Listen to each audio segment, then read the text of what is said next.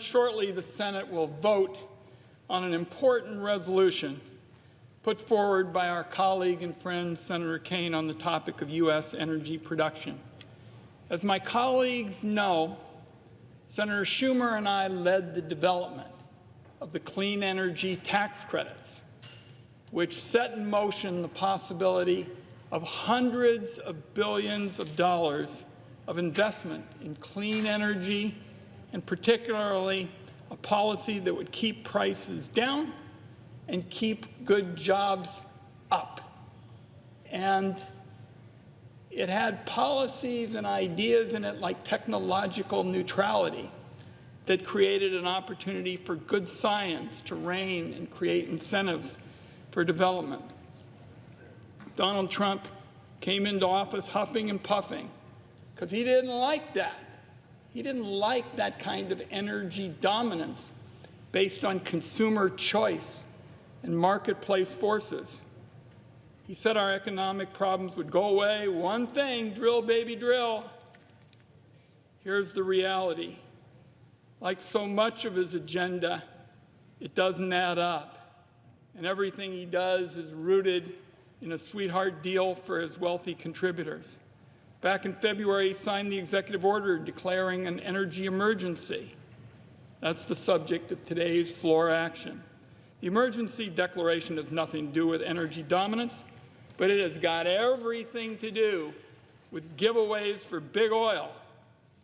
Donald Trump is looking out for the same oil and gas companies that he solicited for big checks for years and years.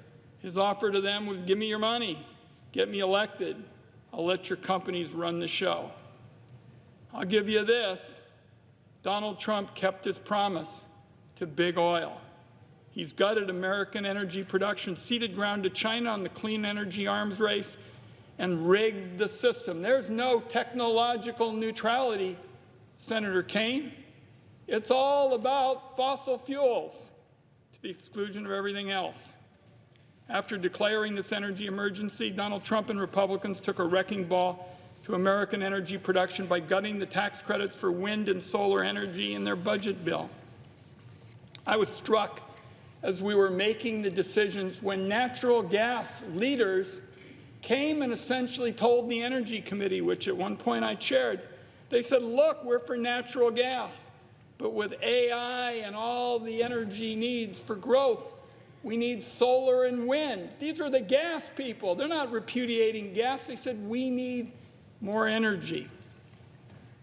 My guiding principle has been crafting that legislation that took really a decade to put together after cap and trade went down, it was all about the need to create good-paying jobs and secure a clean energy future, and that those two are not mutually exclusive. You can have both. They go hand in hand.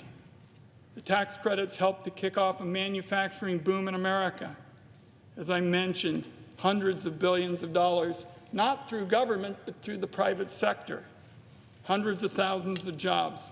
New factories went up around the country. Battery technology, clean vehicles, energy-efficient products for business and homeowners. It was already bringing down energy costs for consumers. In terms of the global arms race for clean energy and investment, the U.S. went from the middle of the pack under our efforts to the front, basically overnight. Until Trump's direction, Republicans destroyed all of that. All of that progress was directed at the first opportunity by Donald Trump. Why? To pay for more tax cuts for corporations and his wealthy friends. When Republicans were gearing up to pass their reconciliation bill, I said this would be a bloodbath for clean energy. Fast forward 3 months. Manufacturing projects are being canceled. Jobs are being lost. Utility bills are going up.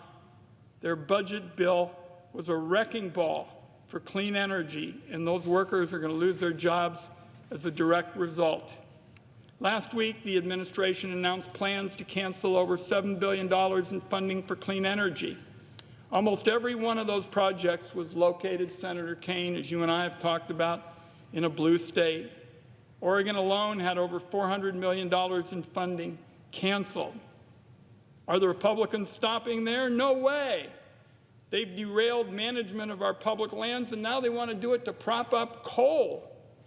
Oregonians see this for what it is, a gobsmacking attempt to hurt American families just to score points with campaign folks they've been close to. Now the United States is barreling towards a self-inflicted energy crisis manufactured entirely by Republicans. Energy demand is skyrocketing. Utility bills are rising. Keeping costs low and meeting demand is going to require an all-of-the-above approach based on technological neutrality. Instead, Republicans are focused on giveaways to billionaires. Americans' bank accounts be damned. It is as clear as our beautiful Crater Lake at home that all the talk from Trump and Republicans about American energy dominance never was going to be a reality. It was just a hollow campaign slogan. The Republican energy agenda is a level of economic self-sabotage that leaves you slack-jawed. How can you make such an unforced error? It's going to take a huge toll on the economy. Our people who thought they were voting for cheaper groceries, utilities, gas, good-paying jobs, and haven't gotten much of any of that. They didn't vote for an energy crisis that benefits nobody except big oil investors. So, beginning, colleagues, with Senator Kane's resolution, the Senate now has an opportunity to make a chance to go to innovation and modernization and bring an end to Trump's manufactured energy crisis. This is a chance for the Senate to use innovation to fight for lower prices, more jobs, greater energy security, while Donald Trump stands in contrast, trying to undermine all that. I urge my colleagues, when we vote, to strongly support Senator Kane's resolution. I yield the floor.